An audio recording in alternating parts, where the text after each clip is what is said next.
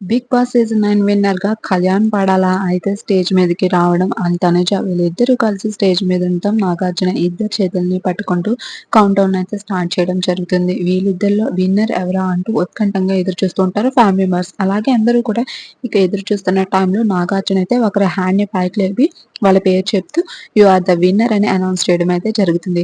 మరి ఆ విన్నర్ ఎవరు అనే అప్డేట్ అయితే మాకొచ్చేసింది. మరి మీరెవరు అనుకుంటున్నారో కామెంట్‌లో తెలపండి. అండ్ ఈ వీడియో లాస్ట్‌లో విన్నర్ ఎవరో కూడా చెప్పేస్తాను. అయితే చాలామంది తనుజ ఫ్యాన్స్ అయితే తనుజ ఖచ్చితంగా లేడీ విన్నర్ అవ్వాలంటూ కొంతమంది కోరుకుంటే, ఇక పవన్ కళ్యాణ్ పడాల కూడా విన్నర్ అవ్వాలంటూ కొంతమంది కోరుకుంటున్నారు. మొత్తం మీద వీళ్ళిద్దరికీ కలిపి ఒకేసారి ట్రోఫీ ఇచ్చేయాలని కూడా చాలా మందైతే అనుకోవడం జరుగుతుంది. బట్ ఏదేమైనప్పటికీ పవన్ కళ్యాణ్ పడాల అయితే సీజన్ విన్నర్‌గా నిలవడం జరుగుతుంది.